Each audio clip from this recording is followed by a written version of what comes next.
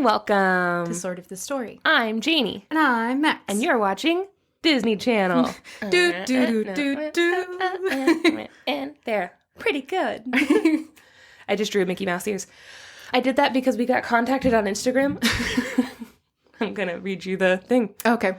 I should have brought this up already, but... Oh, this is the podcast where we tell each other stories like fairy tales and folk tales and mythology. That's true. And also, you guys are here. You're here. Gabby Ryder on Instagram messaged us and says, "You guys, hi.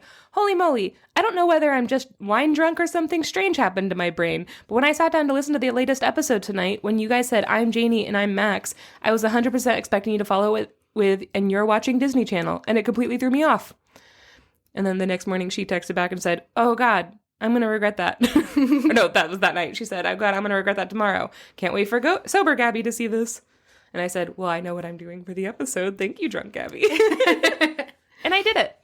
Coming this Thursday, 8/7 Central. Sort of the Story. I think one of the most I like the videos where somebody like as the kids like do the little like drawing the mouse ears, somebody actually follows the trajectory of their hand so you get to see what they actually drew in the air and it's always really fucked up.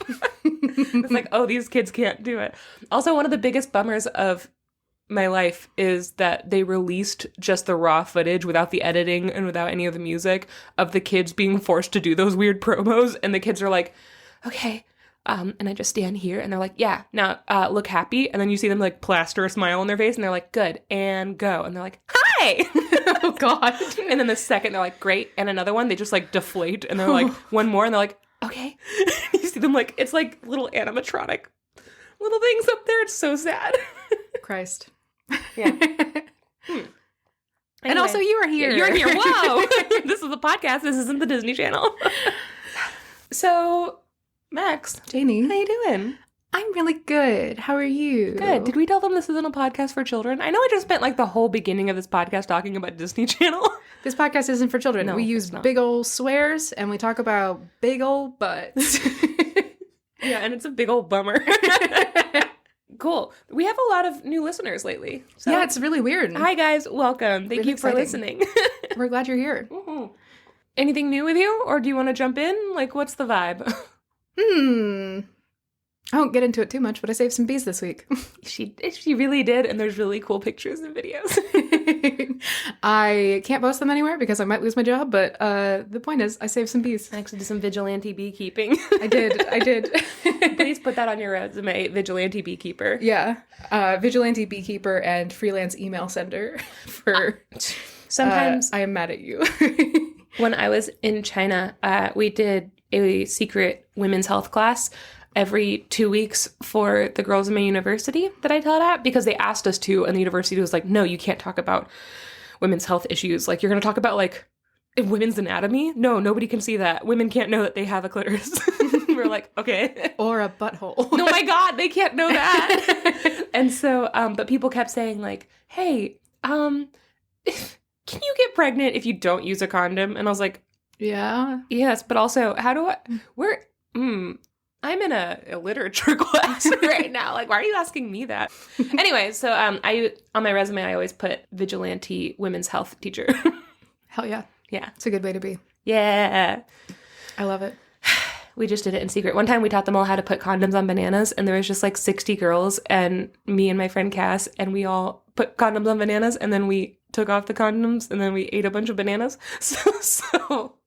And it was at like 9 o'clock at night in a random room in the university. So the next morning, the cleaner had to clean up a trash can that was just filled with condoms and banana peels. That was very good for me. I don't like to think that I'm a picky eater, but I'm not sure that I would eat a banana that had a condom on it. What if I told you that the condom label said jeans on it? A jondom? It was like, you know how it's like, what scent is this condom? Or like, what's the feel of this condom? And it just said jeans. It's a jondom. That's wild. That makes me want to eat it less. But what's so random? Besides, the condom wasn't on the banana part. It was on the peel. No, I know, but I just feel like the peel was wearing jeans. No, I just like... I think it's like a weird like contamination thing where I know it didn't touch the banana part and you could like take the condom I off also and know then that the condom didn't touch the penis part. Yeah, the condom didn't touch the penis part, so that's good. We had to get a bunch of Thank used God. condoms donated to us. Vigilante. We're stealing from God. the rich. Vigilante. Vigilante. Oh, guys, do you want to start a gang that does vigilante justice? Yeah, I just feel like I don't know that I would know in my head. I would have to like really concentrate and be like, all right, no, this banana is totally fine and you can eat it, even though it was recently near spermicide and lubricant. No, they didn't have any of that on it. Just a dry. It was a condom. Worse. Actually, no, it probably had some sort of lubricant on it, but it wasn't like, it was like the unscented. No, I guess jeans was the scent. I'm not sure why it said jeans. They were normal unscented condoms. I like that implies that the smell of jeans is the same smell as an unscented condom. Guys, we're going to put a poll up. These jeans smell like condoms. These jeans smell like penis. Anyway. Well, JD, can I tell you a story? I would love to hear a story. Before you tell me a story, everybody, if you want more of this, and oh boy, do you, go download our bonus episodes by joining our Patreon. You can find all those links in the show notes. Yeah. We have 9 bonus episodes. Are we about to do our 10th in November? Oh my God. I don't know. We already recorded the November one, right? Okay, so I think that was 9. Yeah. Guys, we have a lot of bonus episodes now. Yeah. How fun. And there's going to keep being more. And if you want to be a part of that, you can join us on our Patreon at the $7 tier and you get a whole full-length bonus episode every month. Or you can join us at the $3 tier and you get to hang out on our Discord with us. Yeah, and get book club episodes. Yeah. And if we ever do random Zoom meetings, you get those. Mm-hmm. How fun. Yeah. Okay, so all of that's in our show notes. Go join our stuff. Now that we are done being business women, do you want to tell me a story? I really do. Let's do it. Okay. Okay, Janey. Okay, Max.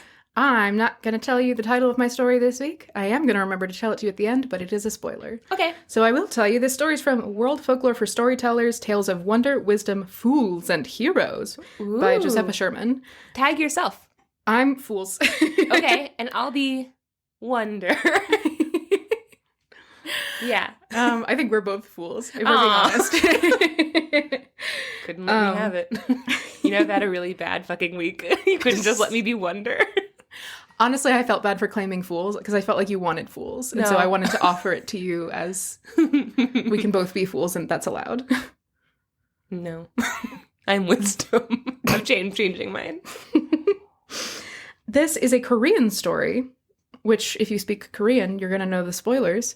But in Korean, it is called Yoreongi Gaksi. There's no way I'm going to be able to. No, you're absolutely not going to be able to. I was sort of looking over like, okay, the root word, there's none. No, there's none. I can't do this. You don't speak Korean. I don't even a little bit speak Korean. All right. I'm really excited about this one. Let's do it. Okay.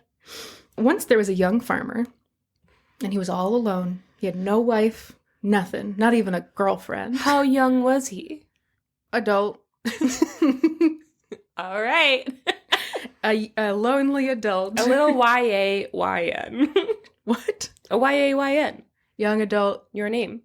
Oh. It's like young adult, young nan. I don't know. Maybe.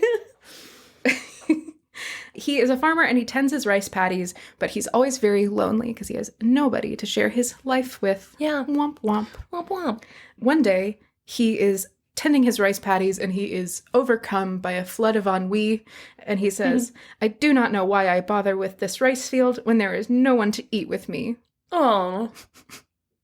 You could sell the rice. You could. You really could. Also, tourists love rice fields. They're beautiful. Yeah, they're super pretty. You should open up a bed and breakfast for tourists. Also, have you been only eating rice this whole time?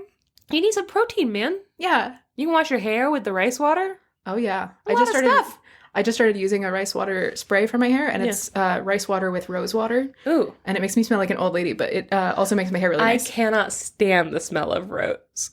because it just is old lady smell. Yeah. Never. No, it's not good. I don't like it. Not to say I don't like the way old ladies smell, but I don't want to smell like an old lady. Mm. Wow, really this feels really rude to old ladies. Old ladies, I'd like to put out a 3-part apology by starting with this quote from Maya Angelou.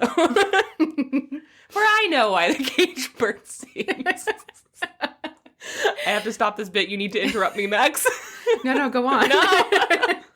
I really like old lady smells. I don't love them for myself necessarily, but I'm one of those fucking weirdos that really likes like violet flavored gum and like You do like rose black chocolate licorice. candy Yeah. and oh, the little gumdrops that are like herbal flavored where there's like a licorice one and like a spearmint one and a peppermint one and a cinnamon one and also another one that I can't think of. Oh, like a wintergreen one. Yeah, I guess it is. Yeah, I like those a lot. I eat all of the licorice ones first and then all of the cinnamon ones and then all the rest. Not me. I want everything I eat to taste like stainless steel. Chrome, baby. Chrome. Oh, I really want, oh God, what is it called? Is it called Tasty? The like weird, like Asian how-to video psyop thing? Mm-hmm. The tasty things, you know how they're always like, you can clean your microwave by taking a lemon and putting it in the microwave and it cleans your microwave. And then you can put salt on it and you can use it to scrape stuff off of stuff. Yeah. My insides are so clean. Your insides are so clean. My insides are shiny and chrome. But I like the idea that you like put a lemon with salt on it in the microwave and they're like, wow, microwave is so clean. And then you take it out and you just take a bite of it. If this is sounding very strange to you, my number one food obsession is lemon juice in a cup. And then I put a bunch of salt in it till it's salty lemon juice. And then I put, my mouth is watering as I'm talking about this. And then I put, this is like a Pavlovian response. Christ. Then I put plain potato chips. Usually some sort of ridged, like ruffled potato chips. I like nuts. And then I put that in there and I crunch it up and then I eat it like cereal. And it's the most delicious snack in the whole world. And I've eaten it almost every day since I was like an infant. Still have my teeth. They're doing great. Mm-hmm. I'm immune to cholera. And I can never die. So you tell me. Tell you what? Tell me how I can die. Kill me. You're so clean.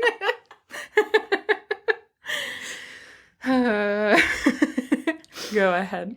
Anyways. So he's like, oh, I'm so lonely. There's no one to eat all this rice that I'm farming with me. I have to eat all this rice all by myself. I have to eat several pounds of rice a day. Oh my God. You just don't. You just don't. And then he hears a woman's voice behind him say, you can eat with me.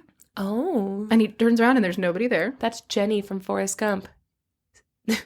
Is it? You can sit I've never with seen me. Forrest Gump. Oh. Everyone's like, seats taken. Okay, never mind. You can sit here if you want. That feels borderline offensive. You can sit here if you want.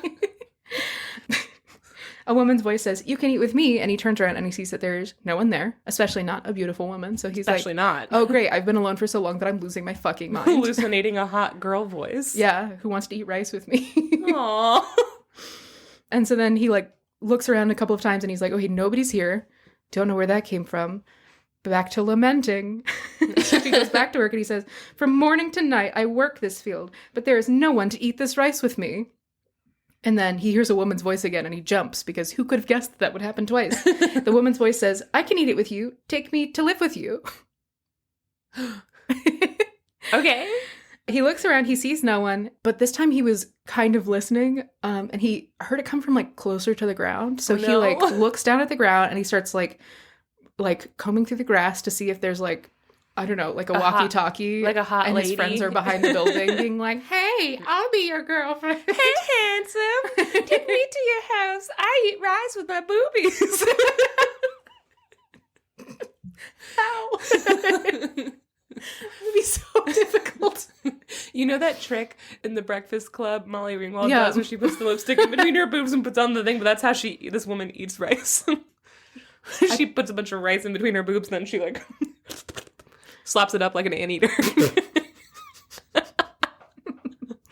It's a testament to how obsessed I was with being attractive to men that I taught myself how to do the Molly Ringwald lip liner trick in high school. I think everybody at least tried it. Mm-hmm. I got really good at it. Yeah. I could do it better than I could do it with my hands for a little while. Nice. course, I had tiny boobs then, so God. things have changed. Remember when? I will remember you. It's just all of the A-cup bras that I used to own. Rip. So he sees no one. He starts combing through the grass, and he can't find anything, but he does find, while he's looking through the grass, a beautiful little snail with a pretty painted shell. And he's like, okay, well, apparently I'm so lonely that I'm hearing voices, so I'm going to bring this snail home as a pet, and then I'll talk to the snail so I won't be so goddamn lonely. Yeah, that seems like a good solution. Yeah, so he takes the snail, he puts it in his pocket, he finishes his day's work, and then he goes back to his house. When he gets home, he's so excited to hang out with his snail friend. He puts it in a little jar, and then he makes himself dinner, and he eats dinner and looks at the snail for a minute, and it has a really pretty curly-Q shell. Mm-hmm. And then he goes to bed. He wakes up in the morning. He takes this snail out of a beautiful rice paddy to put it in a jar in his house. And he's like, I love my new snail friend. No, you don't. You don't love your new snail friend. The jar sucks. He might put it back.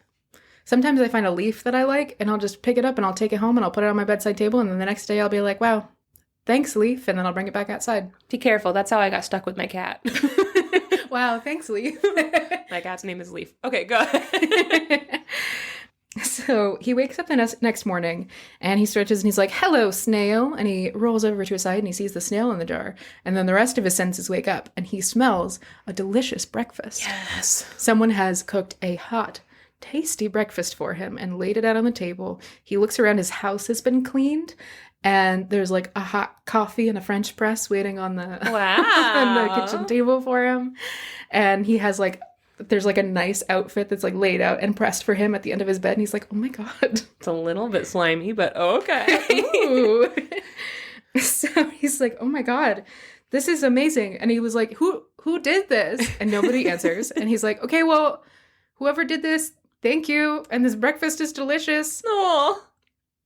I have to go to work now. Bye. So he eats his big delicious breakfast. He puts on his freshly pressed clothes, and he goes out and he works in the rice paddies.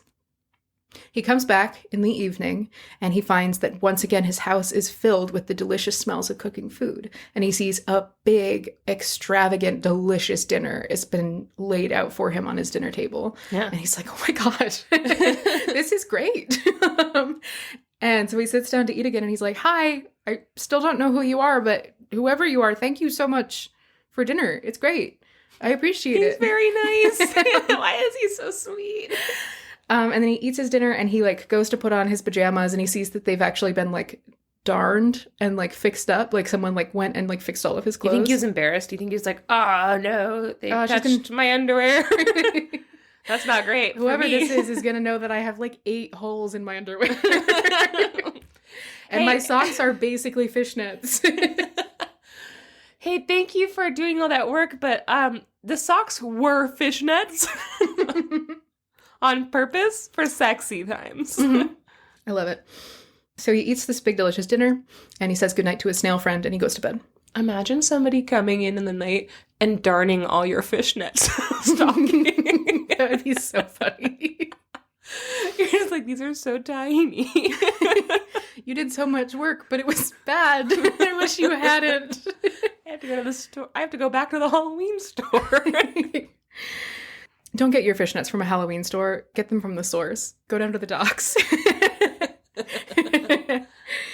So the next morning, he's like, all right, I got to figure out who's doing all this nice stuff for me. Because he wakes up again, and there's delicious, delicious breakfast. Yeah. And he's like, I got to figure out what's going on here. So he eats his breakfast, and he's like, thank you so much for breakfast. I'm going to work. Thank you again. And then he sneaks out of his house, or he goes out of his house, and then he sneaks back into his house. And he hides, and he waits. And he waits for a little while, and then he sees, shock of shocks, the little snail climbs up to the edge of the jar. Aww. And then turns into a beautiful woman and steps out of the jar and starts cleaning his house and tidying everything. She turned into a beautiful woman while still balancing on the edge of a jar.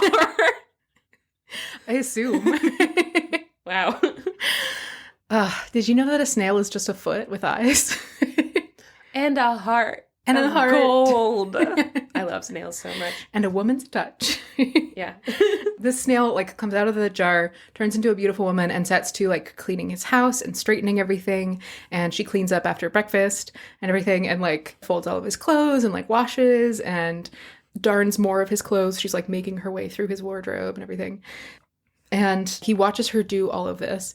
And she spends the whole day basically like just walking around his house and like humming and cleaning things and fixing things. Mm-hmm. And then towards like afternoon, she starts making a big delicious dinner.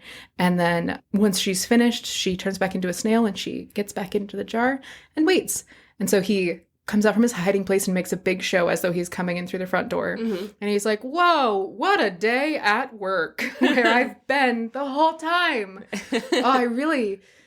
I guess I have to make dinner now. Oh, wait. He looks and he sees this big, beautiful dinner that he just saw her make is laid out on the kitchen table. Yeah. And he's like, oh my God, this is incredible. Thank you so much for this big, beautiful dinner, whoever you are. And he eats the dinner and he goes to bed and he says goodnight to the snail in the jar. And then he Max just waved her hand. Good night, snail. She just like did the hand wave where only the fingers come down and slap against the palm. Like a little kid waving goodbye. Yeah. Good night. Good night, snail. I don't know why that was so cute. He says good night to the snail. He says goodnight to the snail and he goes to bed and he wakes up in the morning and he says good morning, snail, and there's a big beautiful breakfast laid out for him and he pretends to he eats the breakfast and then he pretends to leave for work. He doesn't actually leave for work. He hides and he waits. And then once again the snail crawls out to the outside of the jar and then turns into a beautiful woman and sets to cleaning up his house. Yeah. And he comes out from his hiding place and he says, hi, sorry. Will you marry me? It's relatable to introduce yourself by saying, hi, sorry. He says, hi, will you marry me? And like immediately this woman is like, oh my God. Yeah, okay. And they are married. Okay. And they are very, very happy together. Mm-hmm. He goes out and he works and he comes back home and she loves cooking for him. And like sometimes he comes home, sneaks home early and cooks for her and everything. And it's very cute. I put that in, but I like to believe it's true. Okay. She blushes, says yes, they are married and they live very happily together as husband and wife for a long time. Can I make a suggestion for what I think this episode should be titled? Go for it. Snaily bow. Oh, yeah. I want my snaily bow. Okay. Good. Yeah. Okay. Okay. All right. So they live very happily together for a long time. But then one day, the king of the region is riding by and he sees the snail woman and she's outside cleaning up the outside of the house and like gardening. And he sees her and he's like, oh my God, that's the most beautiful woman I've ever seen. And he's like, whose wife are you? And she's like, the farmer's. And he's like, ugh. Disgusting. You're better than that. Marry me. And she's like, no. I'm already married. Actually, no, as it turns out. Yeah. So he rides into the fields and he goes to the farmer and he's like, hey, I want to marry your wife. And the farmer's like, well, no. He's like, I am going to deliver a challenge to you, a competition. Mm. And if I win, I get your wife. And if you win, you get half of my kingdom. You get to be my wife. And you get to be my wife. Oh, interesting. If I win, I get your wife. If you win, I get your wife's wife, which is you. Oh no, he just wants to marry someone in this house. He's so lonely. He's like, like, I'll get your wife if I win. If you win, you get half of my kingdom. And the farmer's like, fuck no. And he's like, okay, well then I'll just kill you and take your wife. And he's like, okay. Challenge accepted. Sure. And he goes home and his wife is like, yeah, no, we can handle this. This is okay. Yeah. So he delivers a challenge to the farmer and he says, again, if I win, I get your wife. If you win, you get half of my kingdom. The first challenge will be, you see that heavily wooded mountain over there? Whichever one of us can chop down the most trees the fastest will win, right? And the farmer's like, sure, I am a farmer. I can handle that. And the king is like, great, so see you Friday. And rides off. And the farmer's like, actually, I feel like he's maybe going to cheat. He's going to trick me. Yeah, he's going to trick me. And his wife is like, hey, it's okay. We can handle this. Here's what you're going to do. And she takes out a piece of paper and she writes down a little note. And then she ties the note around a ring that she always wears. Mm-hmm. And she gives the ring and the note to him. And she says, take this and throw it into the ocean. And then you'll be able to speak with my father. Snail King? Close. The Dragon King. Oh. Mm-hmm. Who'd he fuck to get a snail daughter? The snail, I assume? Wow. I like the idea that snails are just dragons. Because it makes sense. Does it make sense? Yeah. How? Just dragons are just feet? Well, like, land dragons like to live in caverns, you know? I feel like a water dragon would want a little cavern that it could carry around with it. You're really making snails very whimsical. They didn't need any help, but thank you. You're welcome. Yeah. Oh, I can tell you now, by the way, this story is called The Snail Wife. Snail Wife! So her husband, the farmer, goes to the ocean. He throws the ring and the note into the ocean, and the water parts, and he sees a road leading down into the sea. Oh my god, you're giving us another underwater key! How do you keep finding these? I don't know. I have never casually stumbled across an underwater kingdom, except for like maybe one time. Like, it just doesn't happen to me. How do you constantly find these? Listen, you can take the girl out of the underwater kingdom, but you can't take the underwater kingdom out of the girl? Out of, I guess. Yeah. I don't know what that means. Sure. So he follows the road down into the bottom of the ocean, and he comes upon a massive and grand castle, and this is the castle of the Dragon King. Mm-hmm. And he goes in, and the Dragon King is waiting for him. And the Dragon King says, I see that you love my daughter, and I know that she loves you. So I'm going to help you with this challenge. And he gives him a gourd. And he says, if you need aid, take this gourd and cut it open, and aid will come. Okay. So the farmer takes the gourd, and is like, by the way, your daughter, amazing. I love her so much. And the Dragon King is like, you're a lucky man. And he's like, yeah, no, I know. And he's like, good, you better know. And then he walks back out of the ocean. Yeah. And he goes back home, and he waits. And when Friday comes, and they're ready to rumble, the jets and the sharks are in his rice paddies. Oh. Stop dancing. This is my crop. You're smushing the rice. He waits until Friday when the king arrives.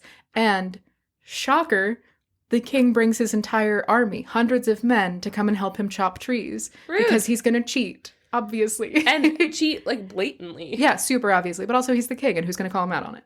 Mm. So he brings all of these soldiers with axes to cut down trees. And he's like, well, good luck with that forest, idiot. And the farmer's like, well, shit. I would say now is a great time to have some aid.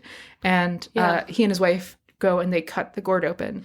And out of the gourd pours all of these tiny men with axes, like thousands of tiny little guys holding axes. And they all pour into the forest when they say go, or whatever. It doesn't say that, but I assume that they're not cheating also.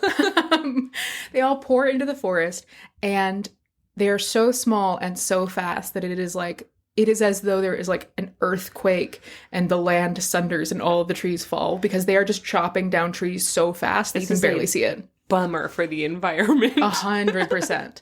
And so the king and his men are chopping down trees as fast as they can, but this tiny little army with 1,000 tiny little axes are just leveling the forest. And it is very clear that the farmer has won. Mm-hmm. And the king is like, all right, well, how about best 2 out of 3?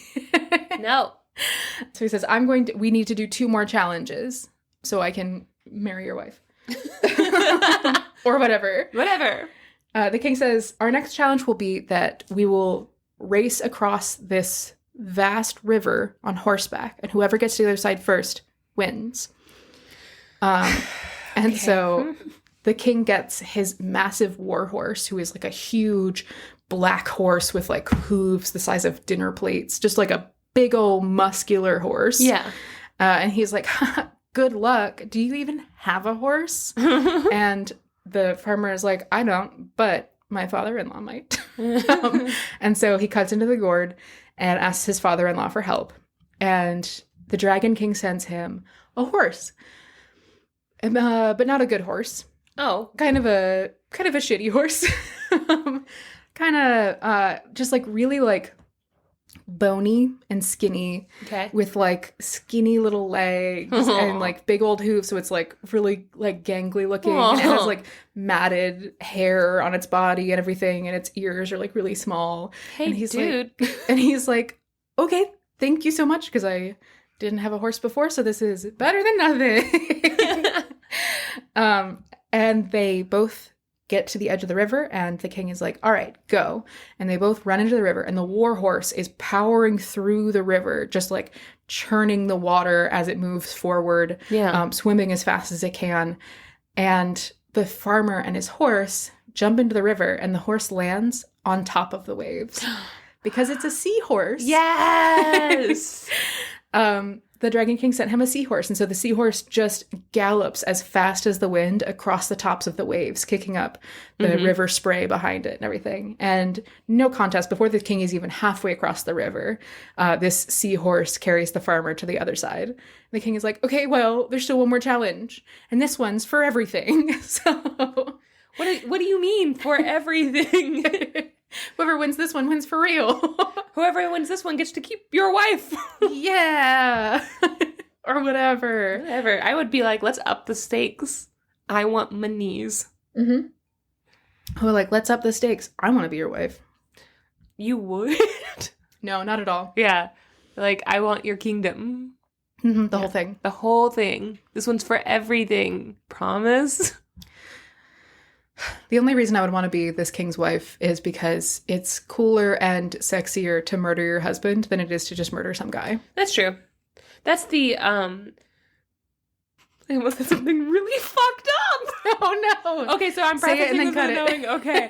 I was going to say that was the big mistake Lee Harvey Oswald made. Not wife enough.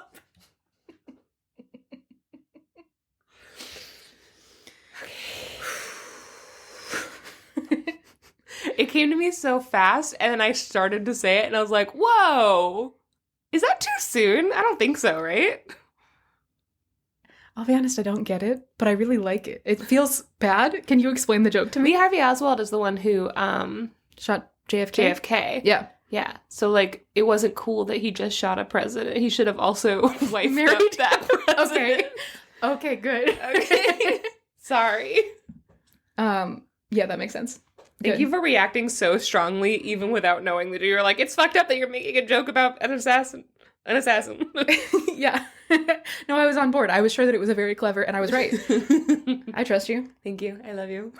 I love you too. Mwah. Whew.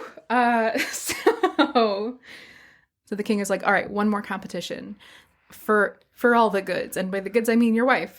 Yeah. And her goods. Her goods. Her big ol' Goods. honkers. The king says, we will have a boat race, and whoever boat races the best will win. Perhaps is the fastest. So the river race kind of has like clear parameters that are set where it's like whichever one of us gets to the other side first wins. Yeah. But like the tree chopping competition is just like whoever chops the most trees the fastest. And it's like, okay, on what time scale? And is there like an hour, or is it like whoever gets to 1,000 trees first? Yeah. Or and the same with this one where it's just like it's a boat race and they just race into the ocean, and it's like, okay, but like to where? Whoever's forever. faster? Whoever leaves forever wins. And then I get your wife. Yeah. Wait, no. Huh? So he's like, all right, we're going to have a boat race. And the king summons his soldiers and has them bring out his sailing ship, which is a massive ship. Yeah. And it is all like gilded across the outside, so it glitters in the sun. It's made of like the finest of woods, and it has these huge like silk sails. Mm-hmm. It's huge and beautiful. And the farmer's like, well, I don't even have a boat. So. Are there no wars going on or anything? Like, what's this king's job? To find a wife, I guess. So he brings out this massive ship, and the farmer's like, well, I don't even have a ship, so I guess it's time to call my father-in-law. Yeah. So he asks the Dragon King once again for help, and from out of the sea pops this tiny little rowboat. It's like so small that the farmer himself can barely fit in it. Yeah, it's a little kayak. Basically, it's like a little wooden boat. And he's like, okay, well, better than nothing. And so he gets in this little boat, and the king's like, all right, 3, 2, 1, go. And they race out into the ocean. And as soon as this tiny little rowboat sets off, it immediately like speeds off so quickly that it's like skipping across the waves because it's a sea boat. That's okay. Yeah, a sea boat. As opposed to a regular like bathtub boat. Sure. A tugboat. It was a tugboat. It's a sea boat, and so it skips across the waves and it moves super fast. Like think of like a speedboat versus like a pontoon boat. Yeah. Or like a yacht. Sure.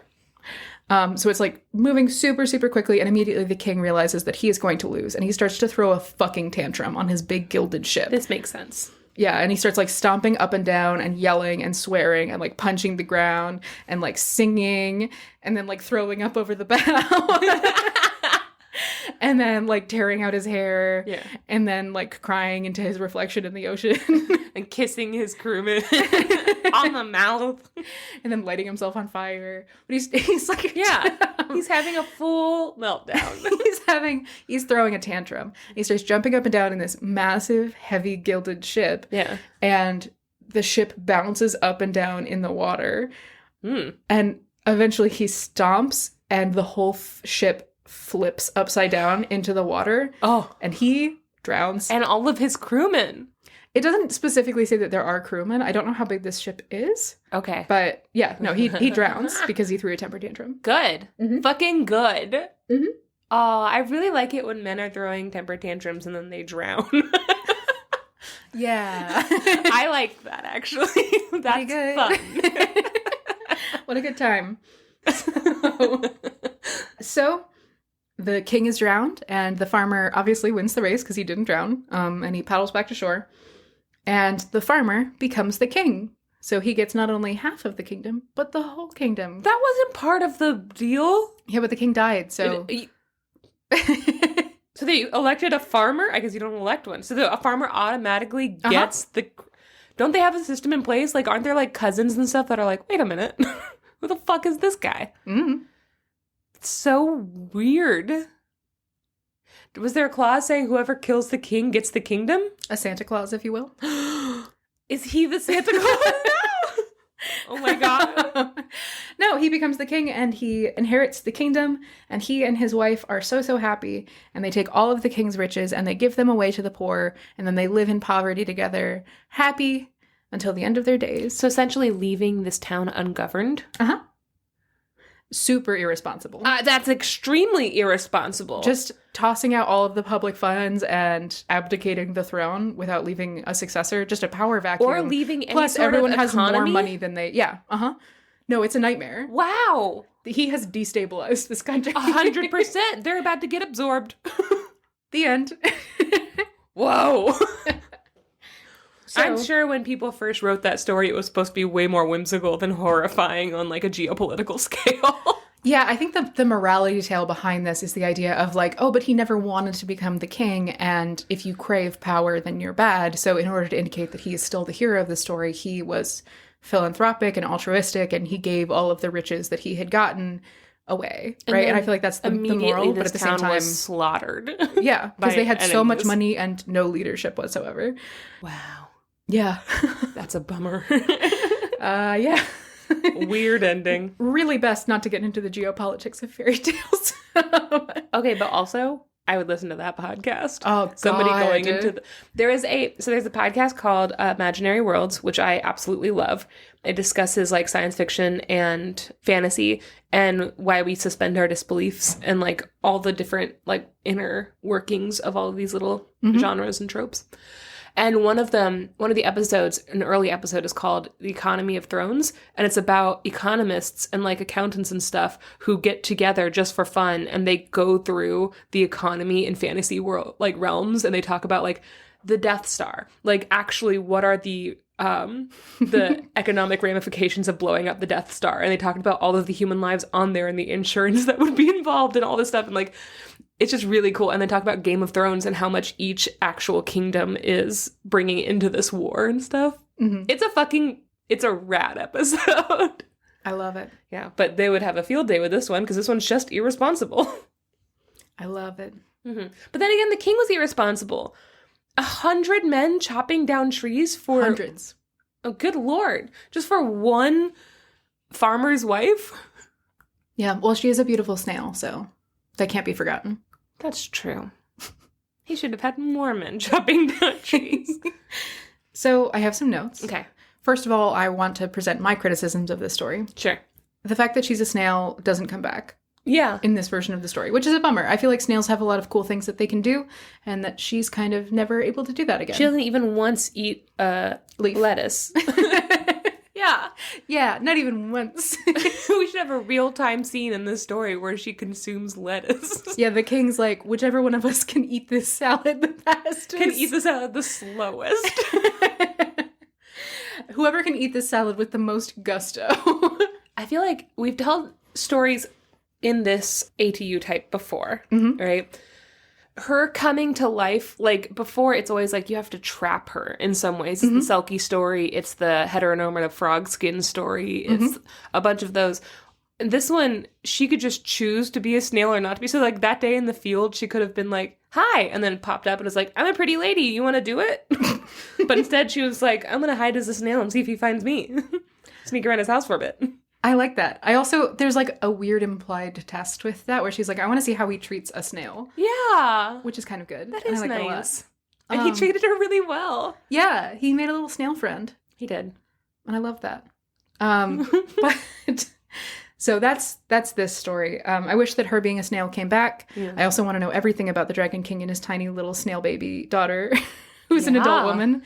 Want to know everything about that. Also, has she been in the rice field the whole time? Was she in love with him the whole time? Aww. I just love it. Aww.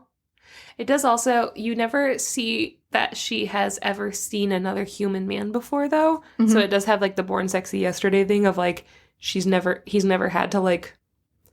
prove himself. Yeah, until the king comes. But then the king is just so... shitty. Evil automatically. Yeah. But, I mean, I don't know. Okay. Yeah. In the book that I have this, which I didn't bring the book into this room, but it's a collection of fairy tales, and they're divided by common themes. Mm-hmm. So this was in the theme category of Beauty and the Beast. Oh. Where it doesn't necessarily fit the Beauty and the Beast archetype, but it's like the idea of... she's the beast and he's the beauty. Yeah, the idea of like the animal bride kind of thing. Yeah. Which there are a bunch of other stories in this tale type. There's like, there are stories about like the Korean foxwife and also the Japanese foxwife. And the Chinese foxwives. And Janey's foxwives. Oh, you said Chinese. Yeah. I heard Janey's. I thought you said Janey's, and I was like, what a weird way to say Chinese. Janey's foxwives. I guess Janey's does sound a little bit like you're saying Chinese very quickly. Just like how Mexican sounds like you're saying Mexicans. Wow, we have to really think about this. Mm-hmm. I was re-listening to an episode, and I realized that I say buck fucking wild a lot. To be clear, buck, like B-U-C-K. I'm never saying butt fucking wild. Because I heard it, and I was like, did I say that? Just to be clear, I'm never saying butt fucking wild. I am saying buck wild, but with fucking in the middle. I've never once thought you were saying butt fucking wild. Yeah, but you're looking at my face also. That's true. So. All right. So, also sorry everyone for cracking my fingers. I try not to do that on recordings, but I just did, and I'm really sorry. You know what? This is sort of the story. You're going to hear some knuckle cracks. Pa. The intro to this story is like, hey, this is one of the few stories that's actually about snails, because a lot of times in the West, we think of snails as being like slimy, nasty little guys that eat gardens. So a lot of times when there are snails in a story, it's like snails and spiders and slugs and rats. Yeah, snips and snails and puppy dog tails. Exactly. But this one, they're like, but actually in a lot of like Asian cultures, snails are considered to be like really beautiful, and they are. Yeah, they like hold the world in their shells and stuff. Yeah, very, very cool. I'll go into a little bit later. I have, I went on this woo-woo website and found like the significance of snails and everything. So I'll go into that in a little bit. But I was like, oh, that's really interesting. I didn't know that like snails were a part of the culture, and I Googled it, and they're super not. This story is the only evidence for the fact that they're like, ooh, snails are cool. Aww. It's kind of like a self-fulfilling, like, they're like, yeah, this story exists because they thought snails were cool. And it's like, okay, but the only evidence that they thought snails were cool is this story. This is snail propaganda. Yeah, and I'm here for it. So I was reading about this, and one of the tropes that they underline in this, and you know what, I'm actually going to look this up because I didn't realize, we talk a lot about ATU, the Arns Thompson Uther type for fairy tales. Mm-hmm. There is a specific Chinese folklorist and scholar named Ting Nai Tung who has kind of like an ATU system specifically for Chinese folktales, which is very cool, and I would love to know more about it. But one of the tropes that they underline in this story, which I think is consistent across a lot of global stories, is the idea of the mysterious housekeeper, where like you leave your house, you come back, and like everything is taken care of, and you're like, wow, amazing. Which I think says a lot about people in general. Yes. Mysterious housekeeper is always women, though. Usually, yeah. Right? Like, have you ever... I can't think of a single one where it's a man who's doing housekeeping. There's like there's a story about like it's not like Mannequin Longbeard or anything like that, but I feel like there's a story about like a magical little guy who comes in and does your shit for you. It's not Rumpelstiltskin, because he does a specific task that's agreed upon beforehand, but... It might be like an old gnome sort of story. Yeah. It does kind of ring a bell a little bit. Yeah, so I feel like that's the only examples, though, is like magical little guys. Like the elf and the shoemaker, like that kind of thing. Yeah. So it's always like a weird little guy. It's never like a cool guy who you want to marry. Yeah, but the fantasy element of most of these tales is that there is a beautiful woman who you don't have to work at all for, who, when you leave to go to work, cleans your house and cooks your meals for you, and then later on you get to sleep with her. You know? Yeah. Not great. The other version of this story is like an older woman. Yes. Who like works very hard, and then she comes home and her house is cleaned, and it's because like there's a young woman who she has somehow like, attained the allegiance of. Those are usually the two iterations of the story, but I think that the mysterious housekeeper is a really good way to underline that idea. That is really good. But yeah, Ting Nai Tung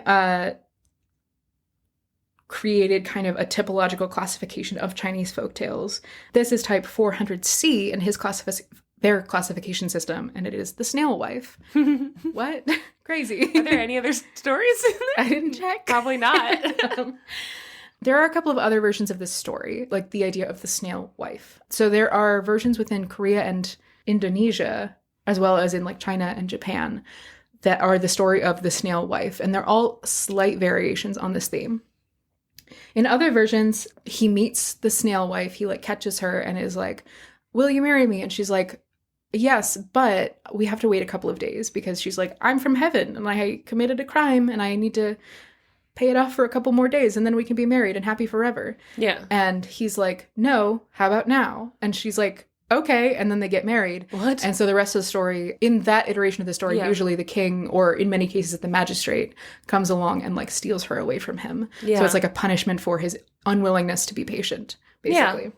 There are other versions of the story also where he is so jealous of the idea that someone is going to steal his beautiful snail wife away that he like makes her promise never to leave the house, which I think makes a lot of sense with the snail theme, though, of being like, oh, like just shut in, hidden in the house, like never unprotected kind of thing. Yeah. So he hides her away, but in all of those stories, there's like a special circumstance where she has to go out of the house, and then she's like kidnapped by the magistrate and married or whatever. Yeah. Or he sees her and then he like tracks down her husband and kills him or whatever. You know, et cetera. Yeah. In some versions, he like is like, you have to stay in the house forever, but then he's like, my beautiful wife is in the house and I never want to leave the house again. And so she creates a portrait of herself and gives it to him so that he can look at it while he's out working. Yeah. And then like one day the wind catches up the portrait and carries it off to the magistrate, and he's like, who's this beautiful woman? And he comes and marries her. A lot of them are like a magistrate being like, I must have her. Yeah, it's about the wealthy coming down and just picking and choosing. Like a Lady Hawk kind of story. Probably not the reference that most people would lean to, but here we are. I haven't watched Lady Hawk in like 2 decades. You can't. I really need to discourage you from quantifying periods of time within your own life as decades. 2 decades. No, I get it, but like you shouldn't. Yeah, Max. 2 whole decades. We should watch Lady Hawk. I could say 3 decades and be accurate. When you were born? I'm 32 now. Yeah, so when you were 2 years old, you watched Lady Hawk. Probably. My mom was obsessed with that movie. But I haven't watched it since I was little. Really? Yeah. I love Lady Hawk. Yeah, it's a great movie. That soundtrack, a banger. I bet it doesn't hold up. I watched it recently, and yes, it does. It does? It's like a little bit like men have all the power and women can't do anything, but in a way where it's like, hey, men are responsible for taking care of women, and that's their like main thing, which is bad, but also like not as bad as like men have all the power and they should use it to control women. It's more so just like, hey, this men is are the beholden society to women because this they is have the power. society that we live in. All right. It's not bad, and also Michelle Pfeiffer is mwah, Yeah. as always. And also, what's his Hauer? fucking name? Rutger Hauer. No, not Rutger Hauer. Ferris Bueller. Oh, Matthew Broderick. I was Michael Fox. I was thinking Michael J. Fox, and no, it's They're Matthew Broderick. interchangeable, but yes. Yeah, except that Matthew Broderick is a little bit more of a bad boy. That can't be true. In my heart of hearts. No, that's not true. Have you seen Ferris Bueller's Day Off? Yeah, but have you seen Back to the Future? He's not a bad boy. He sucks. He's a bad boy. Yeah, he makes out with his mom. I guess that's bad. But like... All right, go Matthew ahead. Broderick is the like charming bad boy kind of thing. Yeah, this little scamp. A little scamp. So Michael J. Fox was Teen Wolf, right? Yeah, but also the whole time he was like, "Ack, I'm a wolf." Ack! Michael J. Fox, I'm realizing, is the male Kathy. Alright. In everything, he's like, "Ack, I'm back to the future." Ack, ack. But Matthew Broderick is very charming in Lady Hawk. Okay. And shitty. He's a nasty little guy, but I love him so much. Anyways. There, in some of the stories where, like, she's like, no, we have to wait to get married, and he's like, no, let's do it right now. She doesn't become fully human, so she's always, like, part snail or has to spend part of her time as a snail, as, like, punishment for this. Mm-hmm. In some versions, the magistrate is in love with her, and, like, in order to prove himself to the snail wife, he hosts, quote, a beggar's ball, where he invites a bunch of poor people to eat at his house, and he's like, isn't this hilarious? Oh, no. To try and make her laugh. And she's like, wow, great. Mm-hmm. Super good. And he's like, no, laugh. It's super funny. And she's like, yeah. And then her husband shows up in a chicken costume, and he like does a funny dance, and she's like, and he's like, how did you do that? How did you make her laugh? Dude, open your eyes. I'm hilarious. I'm hilarious. And so the king asks the farmer to switch his kingly robes for the chicken costume. He's like, I could do that. I bet I would be an even funnier chicken guy. And then they switch clothes, and then the farmer sits down on the king's or the magistrate's throne, and he becomes automatically the king or magistrate. And they're like, and that's how he won. And that dumb king was a stupid chicken guy forever. Or whatever. This is the power of clothing. Yes. There's another version of the story that I want to go into a little bit. It's a Javanese story, which is from Indonesia. Indonesia. Leave me alone. Indonesia. About. Did you try to say Indiana? Is that what happened? I tried to say Indonesia, which is worse. Not a thing. Because I was thinking India, but it's Indonesia. Yep. Yeah. A man named Raden Panji Asmoro Bangun, who is a prince. I think Raden is like prince. Yeah. He and his wife, whose name is Dewi Sekartaji. You could say that again. Yeah, and Dewi, I think, is a title for like lady. Yeah. They are married. They are very happy together. And then the king of a rival nation, King Anta Baranta, tries to kidnap Dewi Sekartaji and make her his wife. And in order to save her from being ravaged by this king, the god Batara Narada transforms her into a golden snail so that she can get away from him, and also so that he won't fuck her, because it's really hard to fuck a snail. Imagine being like, run, and then turning her into a little gold snail. And She's then like, you could have made me a cat or a bird. Literally anything. So he turns her into a little golden snail, and then this god Batara Narada tells her to go to the river and drift along, and then her husband will come and find her. So she like drifts along down the river. She drifts for a long time, and then an old woman, Mbak Ronda Darapan, who Darapan is the town that she lives in. Yeah. So I think it's Mbak Ronda is her name. She finds the golden snail in the river. She takes the snail home, and like keeps it as a pet. And then every day that she goes down to fish by the river, she comes back home and she finds that her home has been cleaned and dinner has been prepared. So it's like the same kind of story. One day she's like, I'm going to figure this out. She hides. She finds the snail turning into a woman and cleaning her house. So she takes the little jar that she was keeping the snail in, and it also has the snail shell in it because the snail is out of its shell now. Which is not how snails work, but whatever. Sure. She takes the jar and the shell and she smashes them so that she's stuck as a woman forever, which I guess is fine. Yeah, she's kind of what she wanted. But also like, don't smash her stuff. Yeah, don't smash her stuff. It's her house. And then Dewi Sekartaji is just, she like adopts her as her daughter and has her clean the house all the time, which pretty fucked up. Meanwhile, Radin Panji Asmoro Bangun is searching for his wife, and he's going from town to town, and it takes him a really long time. But finally, he comes to the town of all these words, Darapan. He comes to this town, and he sees his beautiful wife in the home of this older woman. They celebrate. They go off together back home with Mbok Rondo Darapan as like. They bring her home with them, and she becomes like a lady of the castle. Oh, okay. In another version, Dewi Sakartaji is transformed by her jealous sister, who is a witch who wants to marry the prince. So she's turned into a snail through that, as opposed to in an attempt to escape from it's king. a punishment versus a reward, or or not that. It's a tactic kind of thing. Yeah. There's another version where Dewi Sakartaji is your reward is you get to be a snail now. Big congrats. There's another version where Dewi Sekartaji was walking through the forest and wasn't paying attention to what she was doing, and she accidentally stepped on a snail and squished it. But the snail was a witch in disguise and turned her into a snail. And then, etc. Yeah.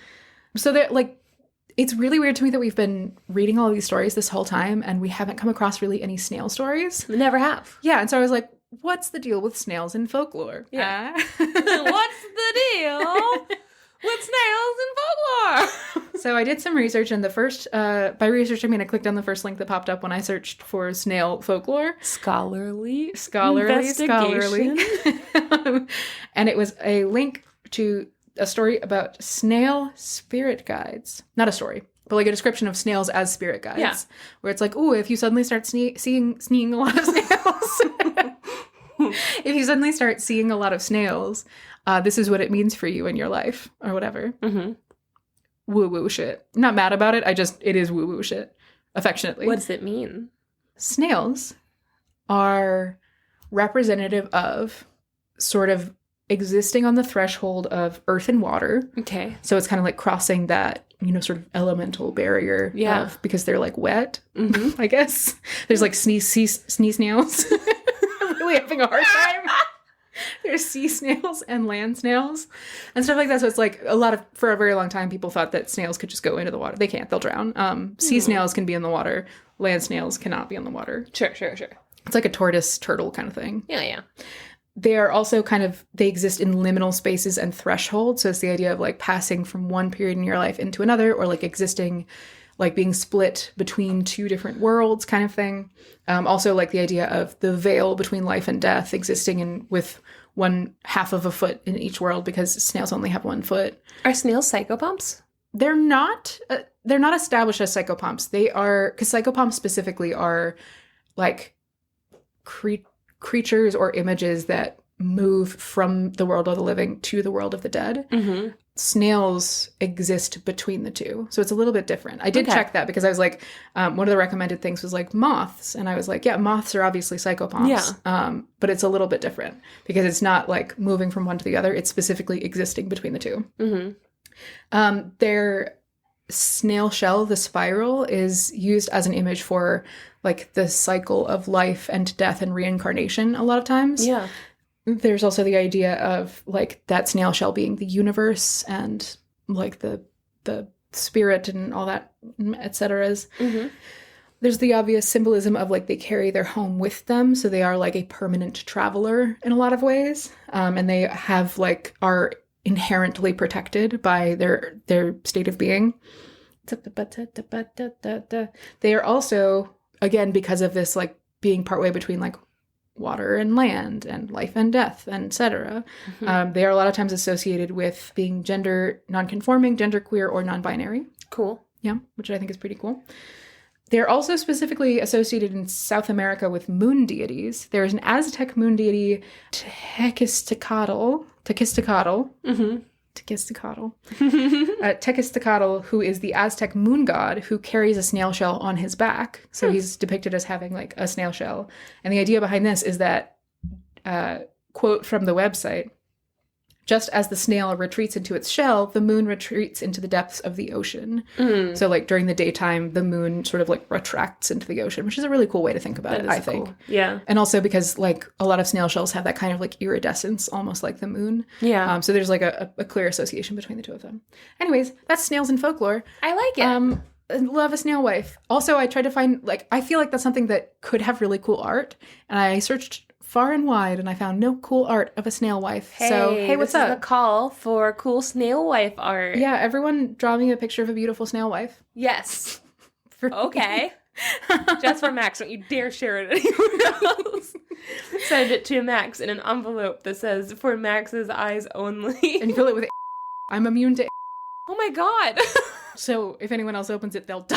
None of that is true. None of that is true. Don't do anything with Max. I know I say a lot of fucked up shit on this podcast, but I think that might Is that bad? I don't have any cultural context for I just know that it's poison that was in the mail. Oh my god. Well, we can't post that. We can cut it. It's fine. I'm gonna just beep the word. Is it that bad? I think it is, yeah. Again, I have no cultural context. I just know that, like, that's why you can't mail It's like a loose big stuff in the terrorist mail. act. It's like saying bomb on an airplane. Like... Or fire in a movie theater. Yeah. I gotcha. Yeah. Okay. It's hilarious. So send me ants. Send me ants And a in an thorax. envelope. No, send me ants in an envelope because I know how to befriend ants with the magic of song. Okay. So if anyone else, You know what? No. We're going to take a break. We need to get out of here. Okay, bye. We'll be back so soon. Goodbye.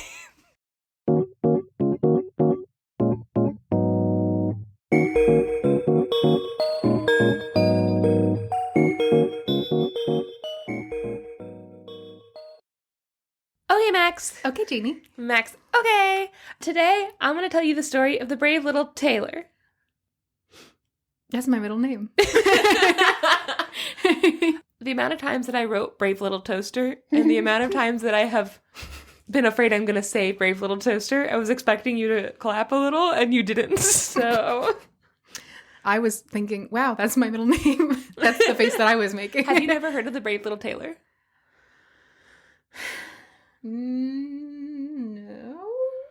Oh, okay. I feel like it sounds familiar, but I might be thinking of the Brave Little Toaster. You're thinking of the Brave Little Toaster. That movie's fucked up. Yeah. That movie's just a fucking acid trip nightmare. Yes.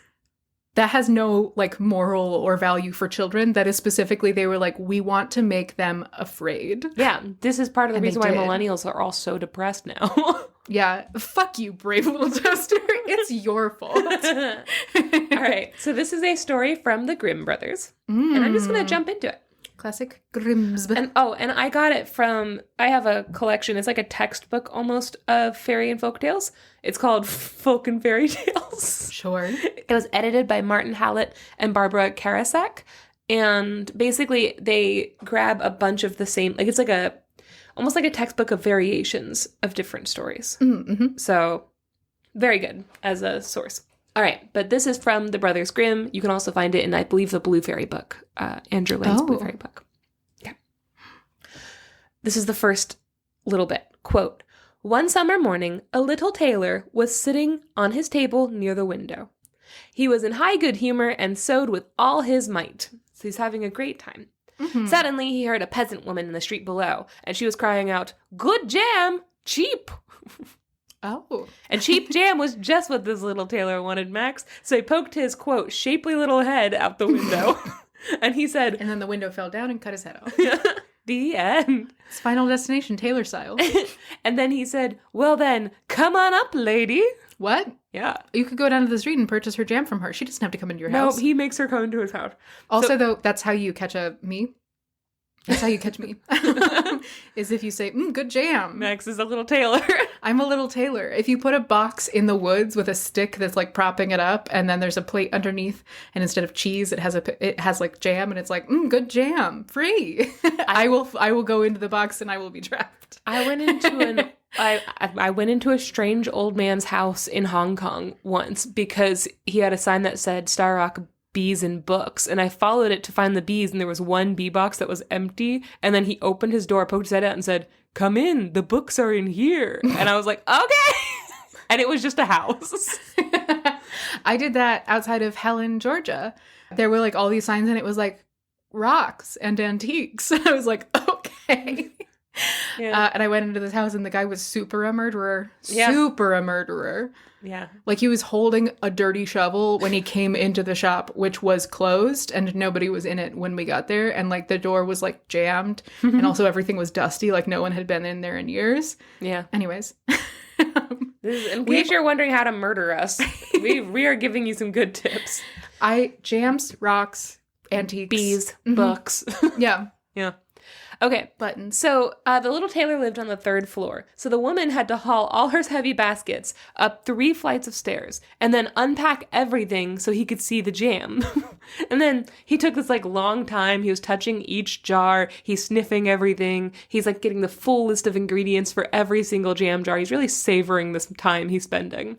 And then finally, he chose a jam that sounded delicious. And he told her, quote, weigh me out 3 ounces, my good woman, and if it comes to a 1/4 pound, you won't find me complaining. Math. I don't get it. It's just not a lot of jam. It's like... 4 ounces is a 1/4 pound. Yeah, sure. 16 ounces in a pound. So he's like 3 ounces or 4 if you're feeling sassy. Yeah. And so the woman, of course, had been hoping to make like an actually profitable sale. Like the way she had been called up and the way he made this big deal out of it seemed like he was actually going to not waste her fucking time. And so she leaves like grumbling and hating his fucking guts. Sure. She's so mad. But the little Tailor is ecstatic about his purchase. I did like an espresso thing in my head just there, and it didn't work with the word ecstatic. He immediately opened his jar, and he spread some of his new jam on a slice of bread. And he's like, ooh, this is going to be so good. And then he was like, I'm not going to eat this just yet. This is my reward. And he puts it off a little bit, and he says, I'm going to finish this jacket I'm tailoring first. This is all very relatable specifically to me. Sometimes I save jam as a treat for when I'm doing my little projects. A little cheat. So he's like cheerfully working, knowing there's jam in his future. After a little while, though, some flies that had been sitting near the wall smelled the sweet jam and flew over to feast. And the Tailor said, quote, hey, who invited you? He's right. And then he shooed them away. But, quote, the flies, who didn't understand his language, refused to be dismissed and kept coming in greater and greater numbers. They're like, joke's on you, we don't speak English. So the Tailor finally picked up a rag, and he struck out at the flies without mercy. And when he was done, he counted how many flies he had killed. And there were 7. That's a lot. That's a lot of flies. Also, you did the gesture like, in like a locker room scene in a movie where like they're like, rolling up the towel. They roll up a towel and they like that's what he did. Someone. He killed 7 with 1 snap. Oh, he was snapping it. Oh, okay. Yeah. I thought he was I like... assume. I guess in my head, I was picturing him smashing them with the towel on his hand so he didn't get his hands dirty. No. But also, as soon as I started explaining that, I started picturing him like smothering them with a towel in their sleep. And he's like, hush, Desdemona. A single tear going down his face. Okay, so proud of himself. Now I'm really imagining Othello as the little Tailor, and it's a whole new... and a little fly in a like silken nightgown. Being smothered to death. Just buzzing sadly. Like, I would never know. All right. That's not what happens. Proud of himself, he cried out, quote, what a man am I! The whole town must hear of this. And he made a belt for himself, and he stitched the words 7 in 1 blow on it. And then he said, down my foot, the whole world must hear of it. So the little Tailor left his shop, which was too small for such a hero who had killed 7 in one blow. Mm-hmm. Before leaving, he went through his house and he looked for something to take with him on his world tour. He only found some old cheese, so he put that in his pocket. Also relatable. Yeah. Then, on his way out of his yard, he found a bird that had gotten stuck in a bush, and so he put the bird in his pocket with the cheese, and he kept going. What? So now it's just stuck in a pocket? Yeah. And he's like, yoink. He walked for a while up a mountain until he found a giant sitting and enjoying the view. Just like looking out, thinking. Having a good time. Ferdinand the Bull. Yeah. The little Tailor went right up to him and said, hey man, enjoying the view? Me too. Me too. Anyway, I'm going on an adventure. You want to come? The giant looks at him and says, you little pipsqueak, you little nobody. Not Ferdinand. The tailor laughed and unbuttoned his coat so that the giant could see his belt that said 7 in one blow. And he said... The giant could see his big old swangin' dick. And he says 7 in one blow. And he says that's how many people can fit on his dick at once when giving him a blowjob. What? Yeah, everybody's just like around it on the side like they're eating corn on the cob. Anyway, I don't have to explain this to you. I've lived in New York. I learned something new today. So he sees his belt and he says like 7 in one blow and he says, what do you think about that? And the giant's like, that's pretty impressive. Pretty good. However, this giant still decides to put him to the test. He doesn't just believe him. So the giant picked up a stone and he squeezed it until drops of water came out of it. And then he told the tailor, if you're strong like me, then do that. And the tailor's like, okay, well, that's like child's play for a man like me. And he reaches into a pocket and he brings out the cheese and he squeezes it and all this like whey starts to drip out. And he's like, what do you think of that? And the giant's like, wow, it's pretty good. Yeah, that's pretty good. You did it really easily, actually. Wow. So he kind of shakes his head. I like to think that the cheese is so small that he genuinely could not see what it was. Yeah. Discount magic trick version of this. You pick up a rock and also you have a water balloon and you squeeze them both together in your hand until the water balloon pops and then water comes out. Well, the tailor only had cheese. He didn't put any water balloons in his have a rock and a water balloon pocket. He has There's cheese so and many a magic bird. tricks that you can do with a water balloon. He has literally only 2 things on his person. 3 things. A belt, cheese, and bird. And no clothes. No. So the giant picked up another stone and he threw it so hard that the eye could barely keep up with it. And it just like went farther and farther away. And then it like fell somewhere in the forest. And he says, all right, you little runt, let's see you do that. And the tailor laughed and was like, here's the thing about you. No matter how hard you try to throw it, it's still going to come down. I'm going to throw something that'll never come down. Watch this. And then he reaches in his pocket and he just fucking chucks this bird into the air. And the bird's like, oh, thank God. And the bird is super, it says, the story's like, the bird was very pumped not to be in this pocket anymore, and so it just kept flying. That little speech that you just did where you're like, here's the thing about you, really felt like it came out of the Fast and Furious franchise. It's like, gosh. Here's the thing about you. Whenever you throw something, it's going to come back down. But when I throw something, it's family. You can imagine. First of all, it's, here's the thing about you. Whenever you throw something. That's what he sounds like. Is that Vin Diesel? Yes. And you can also tell he's like, oh, because like with every movie, part of the reason why I love these movies so much is because with every movie, Vin Diesel's voice gets an octave lower somehow. It's like he starts out a normal guy. And then like the more toxic his personal masculinity becomes, it's like, hey, everybody. Like he's just Batman at You're the doing end. Christian Bale's Batman. Yes. And also you could tell that he's saying it calmly and like laid back in the Vin Diesel way with like the little cute Vin Diesel smirk. Mm-hmm. I'm in a really good mood right now talking about Fast and Furious. We should, yeah. Yeah, we should. And we're gonna. We should. I want to. I was picturing specifically when Vin Diesel and Jason Statham they play chicken with cars. Oh my God. That feels like that speech where Guys, it's like, here's the thing about you. They play chickens. No chicken. They don't. They play chicken with cars and then they crash into each other because they're both too manly to not crash into the other one. And Vin Diesel gets horrifically injured and his car gets hurt because Jason Statham has like steel. His car gets hurt. Yeah. Jason Statham has steel reinforcements and he's like, you cheat in the street. We don't use that. And Jason Statham's like, I'm a world-class and highly sought-after assassin. Why would I play by street rule? It's weird. Your car doesn't have reinforcement if you regularly crash into things with it. And he's right. And he's like, right. It's so good. That feels like the same thing of being like, here's the thing about you.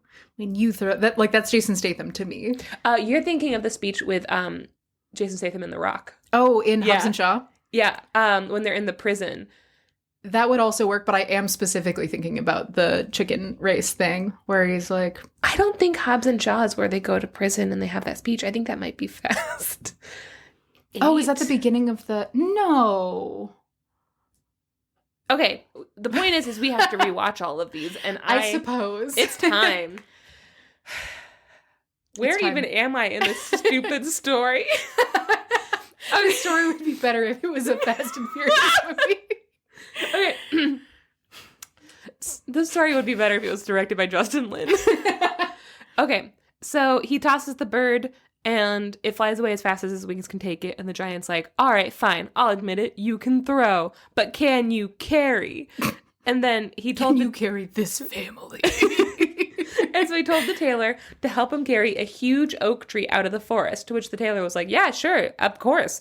So the giant picks up the trunk. He's like, you pick up the trunk, put it over your shoulder. I'll get the branches, because that's obviously the heaviest part of the tree. And the giant's like, okay. So the giant's Vin Diesel. So the giant throws it over his shoulder. But when he threw it over his shoulder, he couldn't see behind him. And so he just had to trust that the tailor was holding up his end. But the tailor sat down on a branch. So the giant was just giving him a ride. And eventually he was having such a nice ride that he began to like whistle Three Tailors Went A-Riding. And that was the song that he was whistling. Oh, but there's only one of him. Yeah, but he's having a great time. So he feels like three tailors. Oh, wow. And so the giant's like hauling these trees and is like, oh my God, this guy isn't even like breaking a sweat. Like he's having a great time. This is child's play to him. Amazing. So eventually the giant called out like, okay, I have to drop it. It's so heavy. And the tailor's like, I mean, I guess I could go another couple miles, but sure, drop it. And he like jumps off. And after it's on the ground, he wraps his arms around one of the branches and the giant turned around and is like, wow, you're pretty strong. And the tailor says, I wouldn't have thought a tiny tree would be too much for a big man like you, but whatever. I guess we can take a break.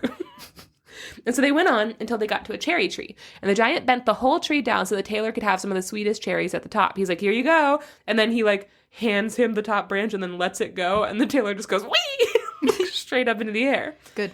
Mm-hmm. But the tailor falls back to the ground and like really sticks the landing. It's like, ta-da! The Marvel superhero landing, like 3-point landing kind of thing. No, he does like... And he has a mouthful of cherries. Yeah.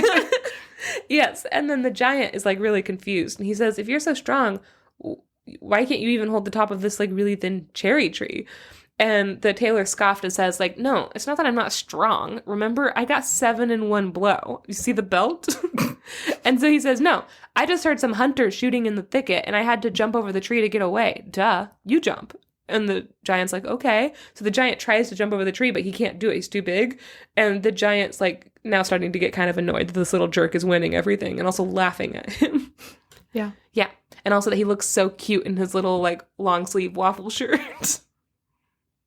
Vin Diesel wearing a long sleeve waffle shirt looks like a little kid wearing pajamas. I just want to hug him so bad. I want to hug Vin Diesel so bad. One time, there's a tangent. Did you know that Vin Diesel loves to play Dungeons & Dragons? I do. That doesn't change how I feel. No, I understand. I just wanted to about tell you. either of those things. One time, I was contacted by a person from Disney Plus, and they told me they had seen one of my TikToks, and they were like, get a team together, and we're going to audition you to be on a snow building competition show. And I was like, what is that? And they were like, well, they'll have experts there to show you, but you basically have to make these huge snow sculptures, and it has to be a secret, whatever. So we did make a team, and I got it in my head that if I made it onto the show, I could meet Vin Diesel somehow, and so I named our team the Fast and the Furious. And I made our whole personality about how I want to meet Vin Diesel, and they did not call us back.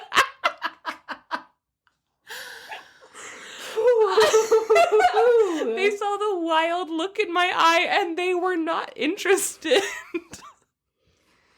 Mother Mary. I forgot about that. That's the jadiest thing you've ever done.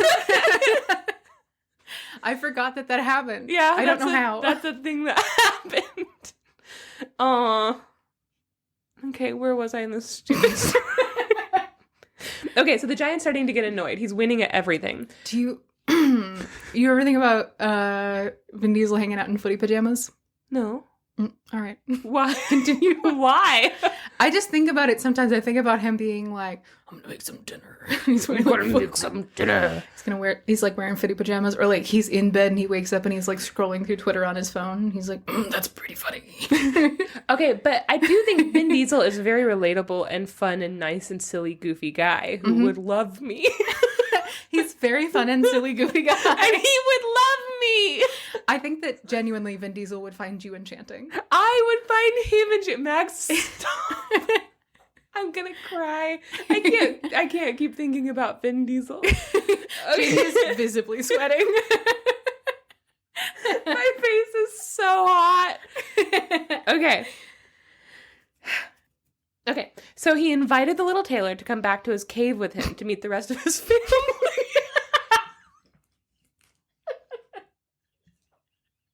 This is the end of the episode. We're done. It's not going any further than this. Okay. You know, up until this moment, I thought I've done a really good job of not idolizing celebrities. Vin Diesel's the exception. I have not.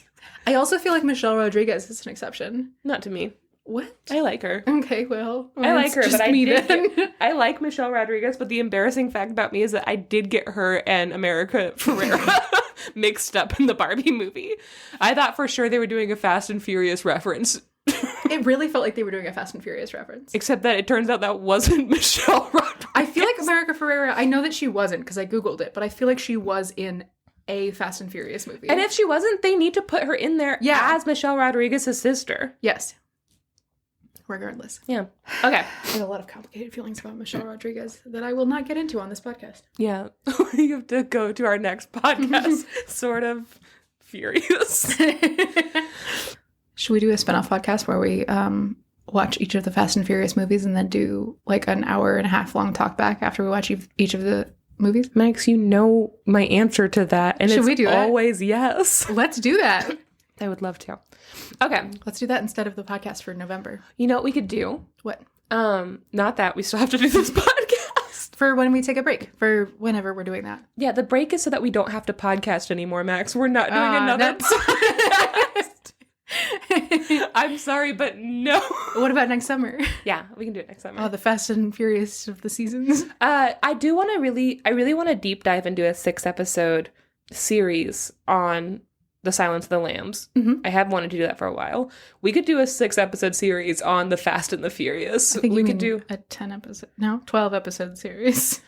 I think we can combine some of them because I'm not a huge fan of 8. You know, like I think that there's 6. I'm not a huge fan of 6 and 8. So like I think we could combine certain ones just to like go through the franchise. We could also just like recap. Okay, we don't have to do this right now. I'm just saying there could be a whole other series of podcasts, but we're never going to do it because that's too much work. Okay. Let's marinate on it. Let's think about it. Let's talk about it as a family. Okay, so the giant invited little Tailor to come back to his cave with him to meet the rest of his guys.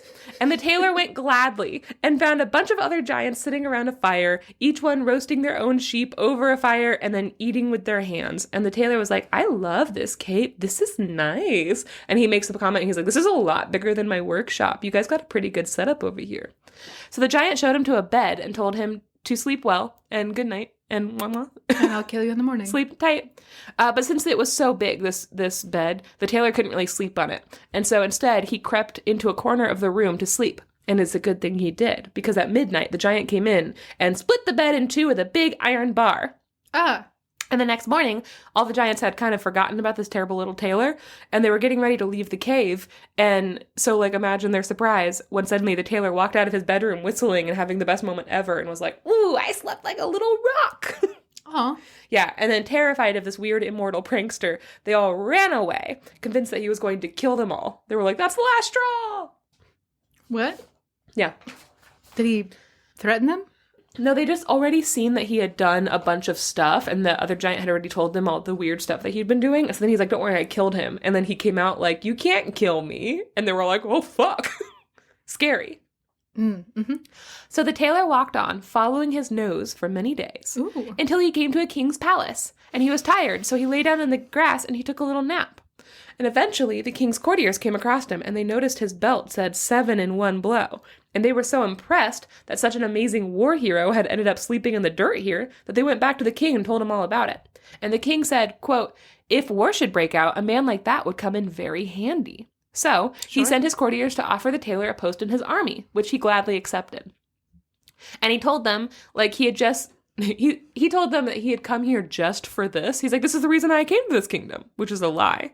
And he was received with honor and given his own apartment in the palace. But lore about this tailor spread really quickly, and all the other soldiers in the army were terrified of him. They were like, oh my God, like, if we get into a fight with him, or if we disagree in any way, or he doesn't like how we're doing things, he'll fucking murder us 7 at a time. And so they all kind of went to the king, and they were like, can we be let out of our contracts? We quit, actually. Thanks. And they were like, we don't want to be on a team with somebody who could take down 7 men at once. We're scared. And the king was sad to be losing, like, such loyal servants, but he wasn't about to dismiss this amazing hero either, because then he started thinking, what if I piss him off, and then he comes back and he takes my throne? And also 6 other thrones. And he takes all my 6 thrones. Even the summer throne, with the lightning bolt on the back. Do you ever think about which of the stories that we tell would be best fodder for a low-budget porno? 7 at one time. Yeah, I really feel like this is up there. This is like top 10. I think an old easiest pornos to make. Yeah, I think an old title for this, like one of the original titles, was 7 at once. 7 men at one time. And it's just like, oh, and the cover of it is just a man's belt buckle. Ooh, yeah. Yeah. Yeah. Or if we want to get like really hot with it, he's holding the belt in his hands and it says 7 at once, and he's like really like stretching that belt out. He's like he's getting ready to smack somebody with it in a sexy way. Yeah. Okay. Yep. Okay. Tell us which porn cover you like better. So the king thought and thought, and eventually he told the tailor that there were 2 giants living in a forest nearby. They were murdering, looting, burning entire villages down. They were just being real nuisances. So the king was like, hey, go and kill them. And if you do that, I'll give you my daughter as a wife and also half my kingdom as her dowry. And so the king was like, I'll also send you with 100 knights to back you up. So, like, you know, it's not going to be unfair about this. And so, the tailor, there's no like war or anything no, like that? there's not. Remember, he said before, he's like, if there were a war, this guy could come in handy, but there's none right now. So he's got the men. All right. So the tailor immediately agreed. He's like, this is exactly the right job for me. And then he said, I'll take care of those giants, but I won't need the 100 knights. You can't expect a man who does for 7 at one blow to be afraid of 2. What? I don't know. He says, it's just math. So he brought the 100 knights with him only as far as the edge of the forest. And then he was like, you all wait here, and I'm going to handle this myself. And then he bounded straight into the woods, looking around as he went. And soon he saw the 2 giants asleep under a tree, quote, snoring so hard that the branches rose and fell. And the little tailor quickly filled his pockets with stones, because he's realized stones are pretty helpful. And then he climbed the tree. And halfway up, he slid out on a branch directly over the giants and began to drop stone after stone. Stone after Jones. And he began to drop stone after stone onto one of the giants' chests. A Joan is a Jean Stone. Like a John Doe. So at first, he didn't notice, but soon the giant woke up and poked his companion and said, why are you hitting me? And the other one was like, you're dreaming, go back to sleep. So they closed their eyes again. But the tailor started pelting the second giant with stones until he shot up and said, why are you pelting me? And the first giant was like, I didn't pelt you. And they argued about it a little, but they were so sleepy. They went back to sleep. Like now they're like back to back and they're grumbling. And at this point, the little tailor brought out his biggest stone and he threw it as hard as he could at the first giant's chest. And this really pissed him the fuck off. And so he jumped up and pushed his friend so hard against the tree that it shook. And his friend woke up and pushed him back. And soon they were fighting so hard that they were pulling up entire trees and just beating each other with the whole trees. And the whole ground was shaking until eventually they both lay dead on the ground. Yep. I don't know why, but in my head I was formulating a joke about how they're gonna make out, I guess, was the just joke. Kiss in my each head. other. So them dying really genuinely shocked me. Aw. After they were dead, He was like, he threw his friend against the tree and he was like, how fucking dare you? And then they kiss. Well, they were already sleeping together, so like... Yeah, that's just, that's just where I'm at. After they were dead, the tailor jumped out of the tree and said, quote, "Lucky they didn't pull up the tree I was sitting on. I'd have had to jump into another like a squirrel, but we tailors are quick." Mm-hmm. And at this point, I started to love him. I kind of hated him up till this point, but I was like, honestly, I love the confidence. Mm-hmm. He pulled out his sword and he stabbed both of the giants in the chest real quick, which probably looked like a toothpick hole. Yeah. And then he went back to the knights and was like, "Okay, they're dead." Whew, it was a hard fight. And they kept doing this annoying thing, giants, where they'd pull out a tree and try to beat me with it. But that's basically nothing for somebody who can take down 7 with one blow. No big deal. So you can go check it out. So the knights were like, "Yeah, we're going to definitely go check that out because we don't think you actually did that." And then they went and they just saw 2 dead giants with these tiny little stab wounds in their chest. And the giants are laying in puddles of blood. And they're just like, "Oh my God." And there's like holes where trees have been ripped out of the ground and stuff. And they're like, "This guy is terrifying." So the little tailor went back to the king and was like, "I'm here for my reward. I did what you asked." But the king regretted making this promise because he didn't like this guy. So he tried another way to get rid of the hero by asking him to perform another deed. Very dapple grim. Yeah. Right? Yeah. So there was a loose unicorn in the forest. You know? What? A unicorn loose in the forest. And he was doing a bunch of damage, those pesky unicorns. Before he got the king's daughter and half the kingdom, little Tailor would have to take care of that damn unicorn first.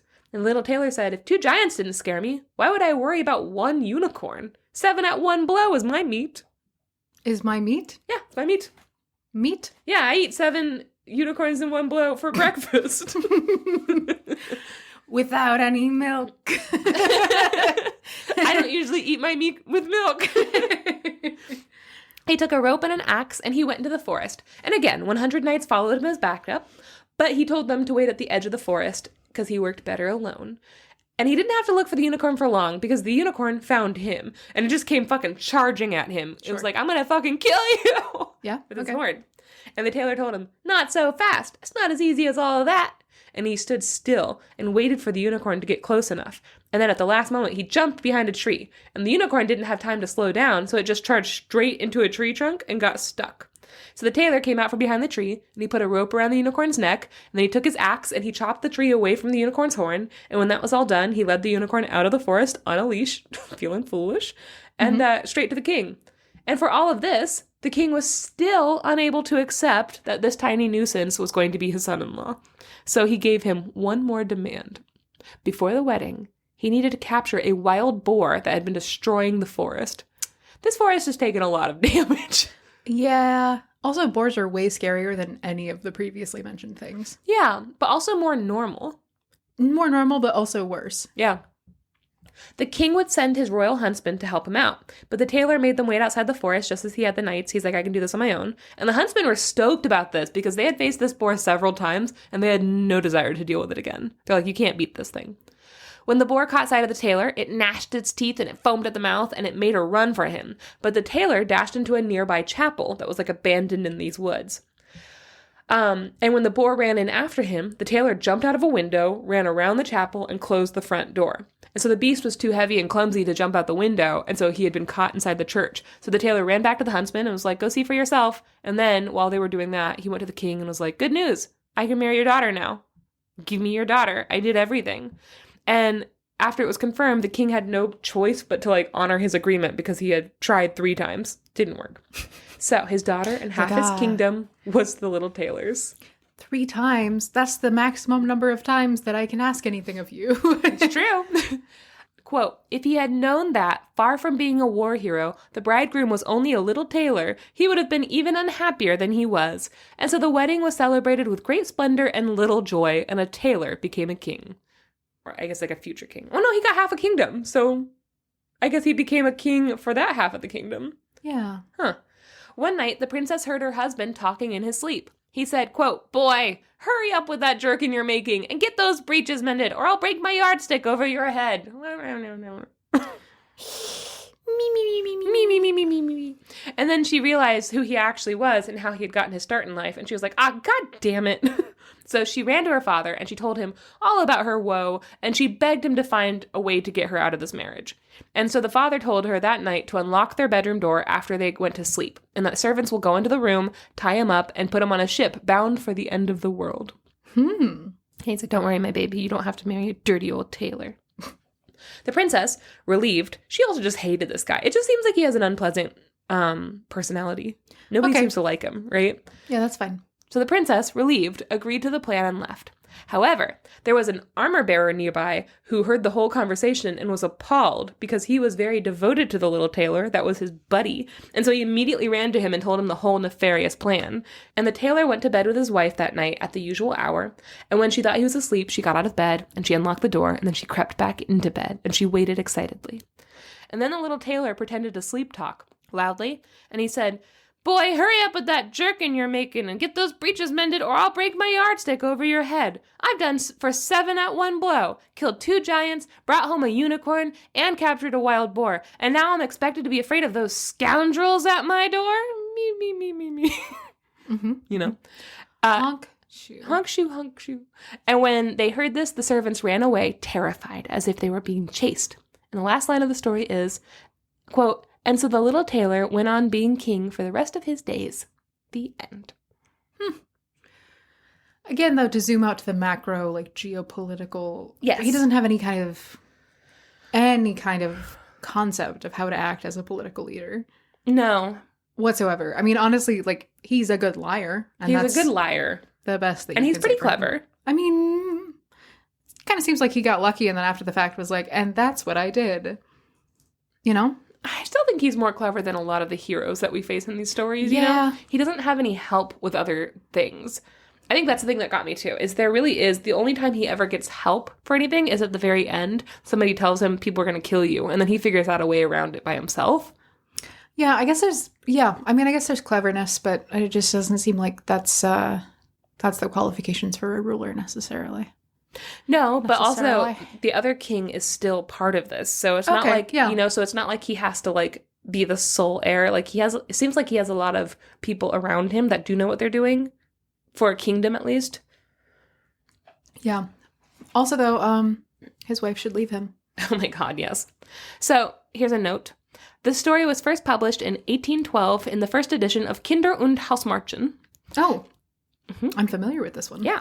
This version of the text, this story, is from the second edition, Grimm's Tales for Young and Old, translated by Ralph Manhelm. It is ATU type 1640, which is the Valiant Tailor, so it's just pulled directly from this. And there's also a lot of other types in here. It also qualifies for, like, squeezing water out of a stone. What was another one? Like somebody, like a prince being murdered in his bed or something like that. Like, you know, there's like a lot of... tricking the giants, I Yes, assume. yes. So...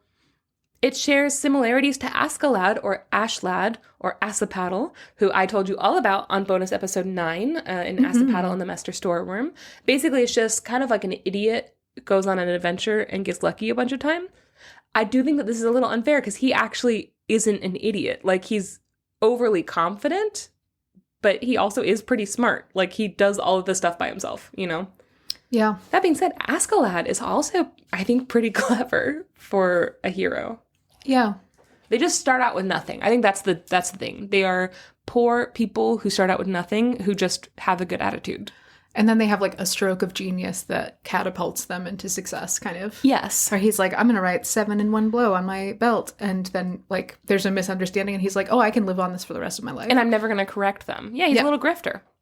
There is an adorable video of Mickey Mouse as the brave little tailor that I put in the show notes. In this one, Mickey kills 7 flies with 2 fly swatters. And then outside of his window, everyone is talking about these giants that are terrorizing the village. And someone says, "Have you ever killed a giant?" And at this exact moment, Mickey opens his window and shouts, "I've killed 7 in one blow!" And he's all excited because he's talking about the flies. And everyone's like, "Oh, wow, he kills 7 giants at a time." And they all run around and they end up dragging him before the king, who's like, "You're going to be my giant killer." And Mickey's like, "You're what?" Oh, no. Uh-huh. And then Minnie Mouse is the princess, and he's like, "I'll give you $1 million." And Mickey's like, "No." And he's like, $2 million. He's like, "Still no." And then he's like, "I'll give you my daughter." And then Minnie kisses him a bunch of times, and he has all these little kissy marks around his face, and he's like, "Oh, okay." Aww. And then he goes on his little adventure. It's only like 8 minutes long, and it's kind of enjoyable. It's sweet. So you can watch that if you would like. And then you can watch The Brave Little Toaster. Sure. All right. And that is the story of the Brave Little Tailor. The Brave Little Tailor. The Brave Little Tailor. I think that The Brave Little Tailor is kind of a jumping off point for a lot of these stories that we have the tropes in. That being said, it's relatively new. 1812 is relatively new. So maybe it just took from a lot of stories that we've told on this podcast before. If I had to name this folktale type, it would be the fake it till you make it folktale type, where it's like you like lie about something kind of accidentally, and then people are like, do this task, and then you do it really well. And it's like, oh, actually, you're capable of this. That shows up a bunch in folklore. Yes. Yeah. 100%.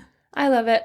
It also has, I think that every single fairy tale would fit into the trope of the princess as reward. Oh, yeah. You know? God, most of them. Yeah. Like 85% of them. Really fucking tired of princesses reward stories, but agreed. Here we go.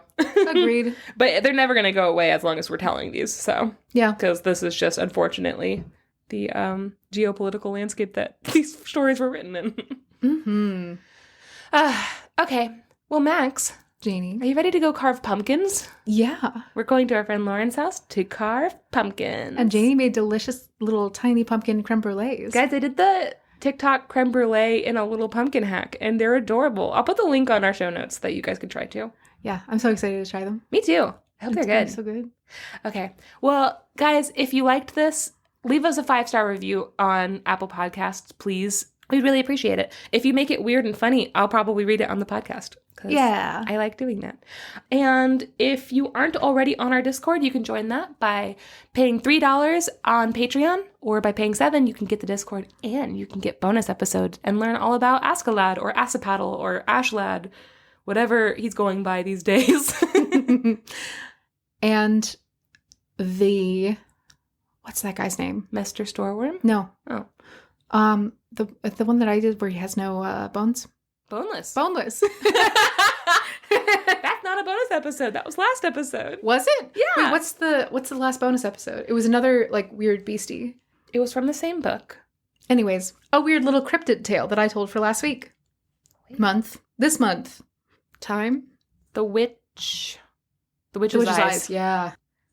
I told a spooky story about some witches and some cats and some other stuff and parts of bodies. It's really good. And it's really good. It's really spooky and good. Anyway, the November bonus episode is spooky. It's a little bit spooky, a little bit funny. I really like it. It's a good one.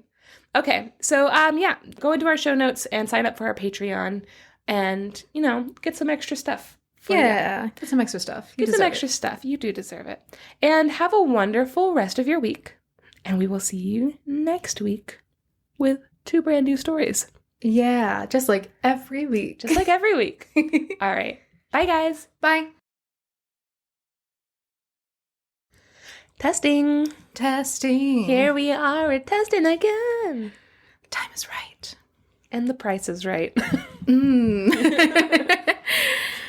Max, I'm trying to think of any fun facts that I've learned over the week, and I've learned nothing. I'm all tapped out. You have anything for the test? Oh, gosh, I do. What did I learn? Oh, I didn't learn this week, but did you know that when a wasp or a hornet gets into a bee's hive, the bees all clump around it and vibrate at high speed so that it cooks the wasp or hornet in like the body heat of a bunch of bees vibrating really fast. Badass. And then they like carry it out and dump it out of the hive. Oh, it's badass. I love it. It's very good. I love the idea of group hugging someone to death.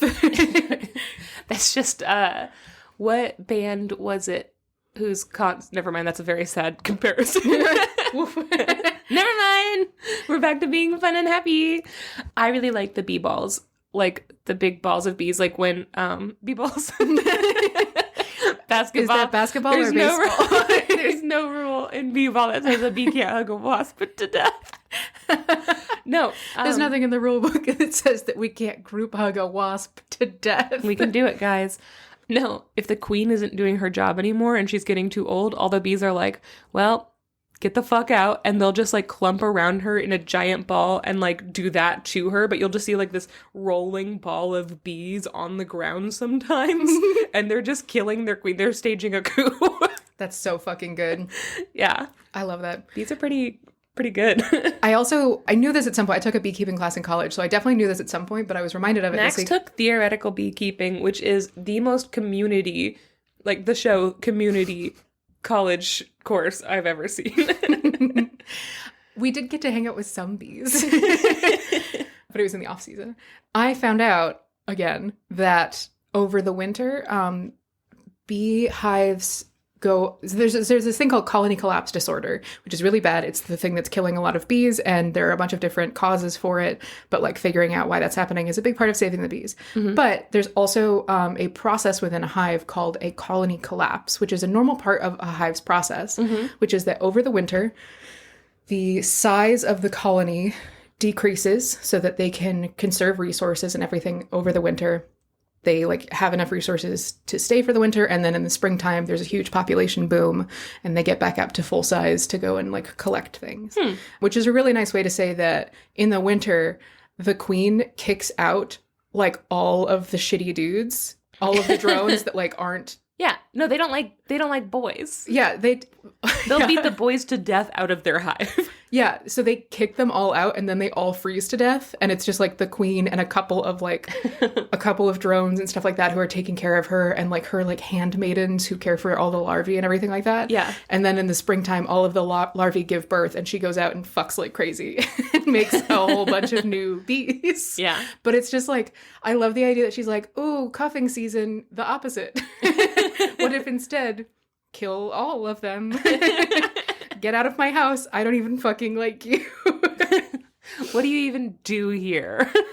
I keep seeing that Whoopi Goldberg quote where it's like, Whoopi on relationships. I don't want someone in my house. I